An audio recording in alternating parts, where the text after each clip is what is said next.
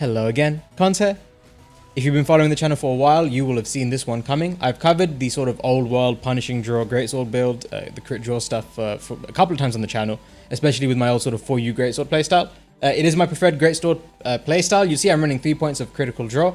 But yeah, because of Frostfang coming out, I'll talk about that in a second, but because of Frostfang coming out, we have a single piece punishing draw set bonus, and so we don't need to swap out an essence for Velk to get the barrier punishing draw set bonus anymore. We now get it by just running 4-piece Valkana and 1-piece Frostfang. That gives us the 2 set bonuses, Frostcraft for obvious reasons. Crit element is nice, although I would still run blast on your great swords, but you don't have to. You can run element on it if you feel like it. And obviously punishing draw. So the reason I love this playstyle so much is because it's a little bit less intelligent than TCS. You don't really need to be any good at the game. You don't need to use shoulder tackles or anything like that. If you have a lot of experience with old Monster Hunter games and you're finding it the new greatsword playstyle a little bit annoying, I would definitely recommend this. Just generally, especially if you're new to greatsword, I would recommend this too. It's really fun, very easygoing, very comfortable playstyle. It's probably one of the best ways to play the game in my opinion, at least most enjoyable. But yeah, here's the set. You can see no TCSs. This is youtube.com/console. We do not use TCS here. This is a crit draw exclusive channel. I will be covering every change to the meta that Frostfang has introduced. So for example, you could put Velk Essence on the greatsword and then run another piece that's slightly more point efficient than Rhyme Guard. However, I don't really want to do that on this set because crit draw on the legs are pretty good and the rest of the pieces are okay. So yeah, usually the legs are kind of the fodder piece to throw out because crit draw is useless. But because I play a crit draw playstyle, obviously it's not.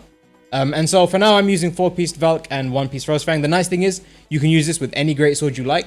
So pair it with the Frostfang greatsword would be pretty good for Alatrion. Yeah, so it's just DPS skills basically. You can see I've got my crit boost obviously in my focus. You can run less focus, although I love focus on the builds myself. I use my 3-slot for coalescence. It's probably the most efficient single triple slot skill there is in the game. But if you find yourself not activating it frequently or fighting a monster where it's not useful, then obviously swap that out for your preferred skill, maybe peak performance or something. Speaking of peak performance, you can run that on these kinds of sets because it is not going to be using the shoulder tackle to tank through damage, and so peak performance can in theory have 100% uptime, especially with the health augment on the weapon. Personally, I don't really bother with that because I'm not good enough to use it, but your mileage may vary, so do go to town if you have the slots free. But yeah, that's basically all there is to it. The way punishing draw works, if you're not aware, is it gives you 5 true raw on your draw attacks only, which is nice, but it's not as much as, you know, for example, running 2-piece bracket to get your 8 true raw. But it is an improvement. And also, it lands you a little bit of KO damage on all of your attacks. It varies from weapon to weapon. Greatsword does 30 KO damage each. I don't fully remember how the thresholds work, but you expect to take like 10 or 20 unsheath attacks or somewhere in that region, maybe slightly less depending on how weak the monster is to KO. A couple of things regarding KO. KO, like any other status, diminishes. So if you're not aggressive, it might take you more. If you are playing really aggressively and you're good at hitting the head, it'll take you less hits to proc a KO. Regarding that, I don't run Slugger on my sets, however you absolutely can. Basically the idea is that if you're doing a hunt and you find that, for example, you get 2 KOs out and then right after the second KO the monster's basically dead, there isn't going to be any point running Slugger. You're not going to get any extra KOs.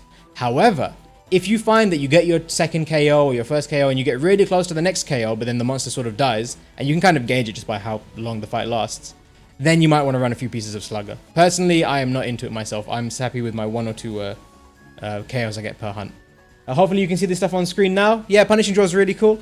I do like it a lot. It's very reminiscent of the old world playstyle. Used to put it on sort of all the greatsword sets with crit draw. It's yeah, a really fun skill, to be honest with you. I was kind of hoping the pieces would be a little bit better so that it would find its way into more sets. But it's still going to be on it's going to be used probably with like longsword and greatsword a fair amount. That's the one I can imagine most, but there are a few others that get some use out of Frostfang. Anyway, I'm rambling now. I'm going to cover all of the changes to the meta that came with Frostfang eventually. It'll just take me a bit of time, but yeah, in the meanwhile, I wanted to get this build up.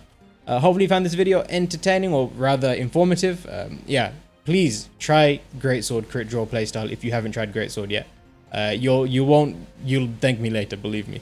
But yeah, I hope you have a lovely day and good luck with the hunts. Take it easy. Bye-bye.